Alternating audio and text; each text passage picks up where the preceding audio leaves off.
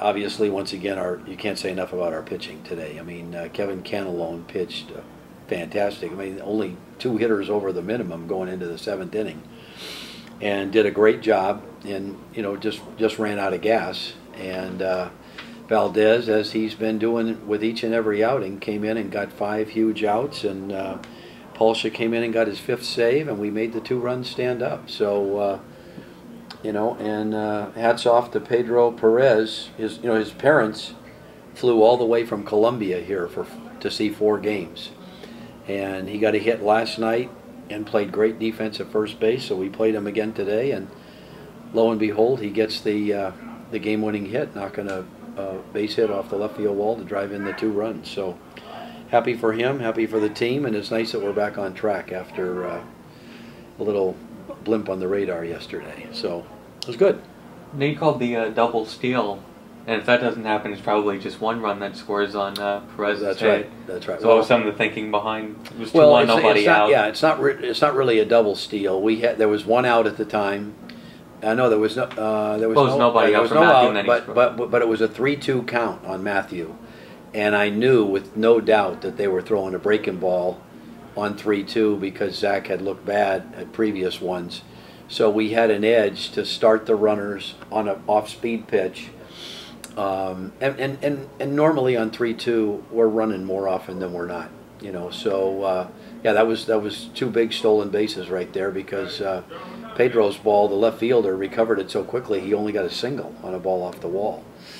So it was big, and we're glad to get the win. And because this weekend's going to fly by. Tomorrow we play at 5 o'clock and then 11:30 Monday morning. So it's all good. And I know Dave LaRoche is just real proud, as I am, of this pitching staff. I mean, every day I look at these notes and they're piling up, both the starters and relievers, just phenomenal statistics. They're in a nice, riding a nice wave where they're all kind of feeding off each other, and pounding the strike zone. And when you do that, you get good plays made behind you. As today, except for an errant throw by Brozier on a strikeout, we played terrific defense. So good ball game. And only 1 walk. That's right. That's right. That's right. When you have a young player like a Pedro Perez, especially somebody that comes from overseas, when their parents come to visit them, or like a friend or a loved one, do you think that helps with their confidence? That they have a loved one out there and sort of watching them?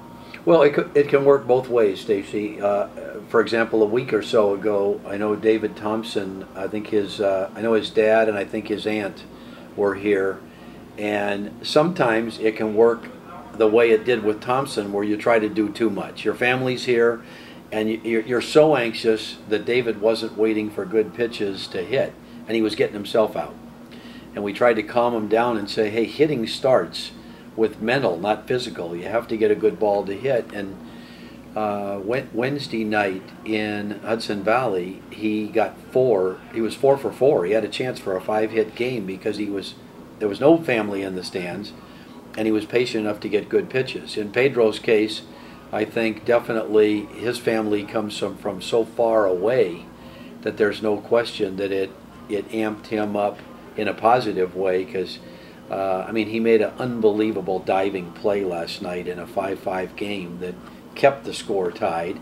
He got a base hit. He drove another ball that was caught against the wall in center. And then today coming up with he earned another start today.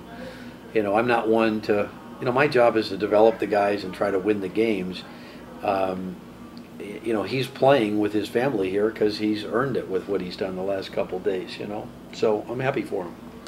How important is it, maybe not for you, but for the players, to get off to the 15-6 start, where if they were 6-15, maybe they're thinking, I want to go to Savannah or Binghamton. Yeah, I don't know. Let's not even talk about 6-15. I like the 15-6. No, we've got a good group, and we had a workout today to talk and execute the mistake that we made yesterday that cost us a game. But we didn't overplay it. I told the guys this is what development is about, but now you realize that if you have a breakdown on fundamentals, it literally is the difference in the outcome of a game, and we're too good for that. We have a chance to have a real good team, and good teams don't just win, they try to actually intimidate the opposition by playing so steady. And when you break down, as we did last night, you start to give the other team a feeling that, well, hey, they're not invincible. We have a chance to win. And you don't want to lose that fine edge. And that's why I was glad that we came back and played such a good game today, because it restores our confidence and gets us back on track. You know, to this point in time, knock on wood, we've won every series that we've played. These first, I mean, it's only 21 games, but we are getting to a point now where, we're getting close to being a third of the way into the season. Mm-hmm. So, I'm real pleased with the effort that they're giving. No good as I figure that they want to win with the Cyclones as opposed to I'll get my numbers and I'll move up. Mm-hmm. Forget this. Yeah, well, that's what the job of every manager. It's an individual game, but while they're on your team, you try to get them to bond together as a unit. I mean, that's the only way that you have a chance to win. Is you're not going to do it with 9 individuals. It takes camaraderie and people pulling for each other like they're doing here. You know. I'm sorry to interrupt you, but what seems different to me this year versus prior years is you have like a home game, then an away game, then a home game. Do you say anything as a manager and a coach to prepare some of the guys who have never been through that before? We've just told them that this just gives you a glimpse of what a grind it is, because this Hudson Valley trip with the road construction and 4th of July traffic weekend, we've had some trips to Hudson Valley where it's been 3 hours each way just to play one game, and then play one game here, and then do a 6-hour commute for another game. So it definitely takes something out of the guys. I'm just glad that during this back and forth that we had an off day last Tuesday and we get another one this Tuesday. And I told the guys on the bus last night, it's a blessing in disguise that we're playing an 11:30 game on Monday, because although it gets them up early and they're going to be tired, it also gives them a day and a half off to kind of recharge their batteries going into the Staten Island series, which starts on Wednesday.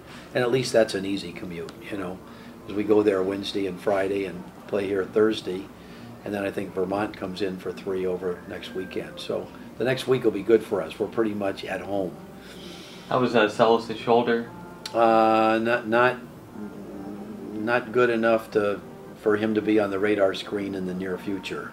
So that's this was important that Canelon get us at least 6 and into the 7th inning, because we were really shorthanded today bullpen wise because of the 12-inning game last night. It kind of went as planned. Our plan A was for Canelon to go 6 and get the last 9 outs with Valdez and Palsha, both of whom did not pitch last night. But Canelon, having retired 9 in a row, we tried to squeeze a 7th inning out of him, and I think that was too much, because the only 2 hitters that he got behind the whole game were the one that he walked, and then the last one that he got after being 3-0, he came back and got a fly ball to left. So I knew then that it was time for the other guys to get the last 8 outs. Talk about your pitching performance tonight. How did you feel on the mound, and what were you able to throw so well that made you successful? I don't know, I just got another save opportunity. They've been putting me out, so I feel like my role is the closer right now, so I've just been ready, late in the innings, and it's just been working out really good for me. Just starting to feel comfortable in that role, so as of now it's been doing pretty well right now. So. Is it good for the confidence? You're just throwing zeros out there every time you're up? Yeah, it helps having good catchers too that I've been in extended spring training with too, so they know me pretty well as a pitcher, and I'm just giving them everything I got right now. So. Do you like the big responsibility of being the 9th inning guy? So far, yeah, but I feel like we have other pitchers too that are definitely dominant. Our whole bullpen's been lights out, so everyone on our staff can do any role, I feel like. So. Have you done like a lot of relief work before, or have you started in the past, or what are some of the pitching positions that you've had the chance to play in the past? Well, in college I was a reliever, 8th inning, 9th inning guy, and then when I got drafted to the Mets, they were working me out of the 9th inning, so they've pretty much built me up to this point, so it's been working out good. Did that carry over to today? Me enfoqué más en lanzar mi picheo bajito y me preparé bien en el bullpen también. You just work on working the strikes down in the strike zone and he prepares himself in the bullpen, getting ready for the game. Any particular pitch that's been working well for you lately that you like throwing, or you like just throwing whatever works best for you? ¿Un picheo que tú estás trabajando o tú solo tirar la bola para trabajar y para pichar? En todos los picheos trataba de ser mejor cada picheo, que sea mejor y mantener la bola bajita para que me trataran de dar rolling y sacar los innings rápido. We just try to work down in the zone to get too many ground balls to the quick and the inning to finish the inning. How important is it to work in the strike zone also and not he doesn't get behind in the count to a lot of hitters? ¿Cómo hiciste tú cuando estabas trabajando atrás en la cuenta? ¿Qué estabas haciendo tú? Oh, me salí del montículo, respiré y volví otra vez a enfocarme a salir y picheo bajito para que sean extraños, ya que el árbitro no está dando la zona muy bajita, sino en el medio y un poco alta. He said the strike zone, the umpire was up and away, so when he throw the ball and the umpire not give the strike, he's just step off and try to relax and come back.